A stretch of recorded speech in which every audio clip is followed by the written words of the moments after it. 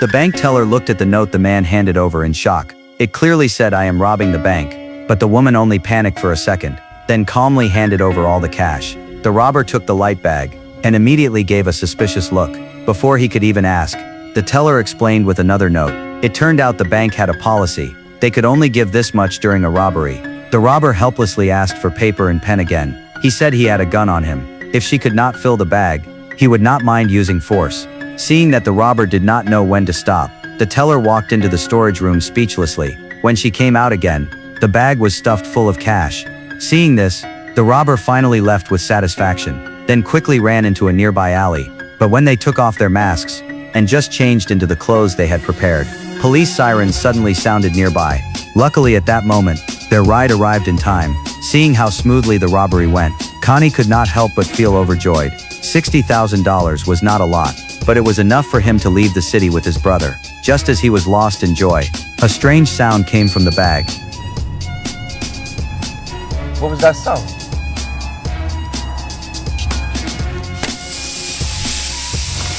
What the fuck is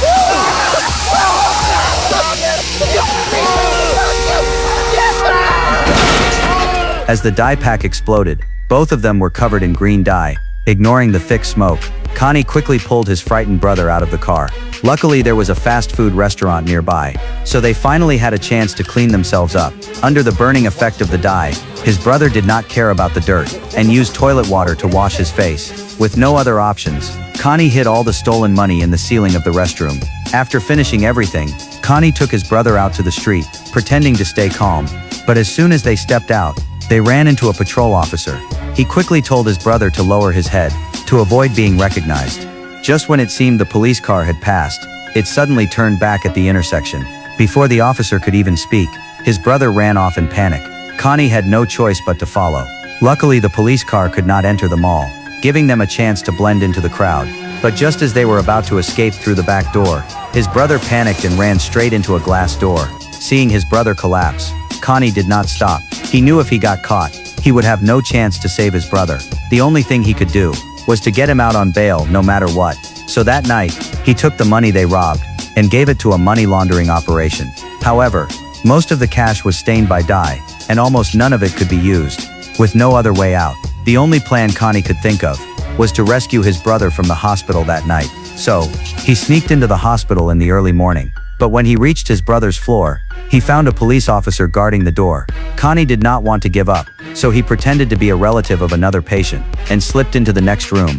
Then he crouched by the door crack and began a long wait until he heard the officer go out to buy coffee at midnight. Only then did he get the chance to slip into his brother's room. He lifted his brother with a face full of bandages onto a wheelchair and quickly escaped. Luckily it was late at night, and there were barely any staff on duty, so Connie was not discovered. When the car left the hospital, he finally relaxed a little.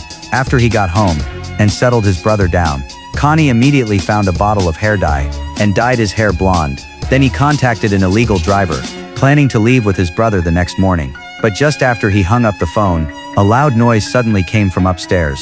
Worried that his brother had fallen, Connie rushed upstairs, but to his shock he saw a stranger. It turned out the man's face was wrapped in bandages, and Connie had rescued the wrong person. What the fuck am I gonna do? You can do whatever the fuck you wanna do. What you cannot do is fuck my shit up, acting stupid and getting me thrown out, okay?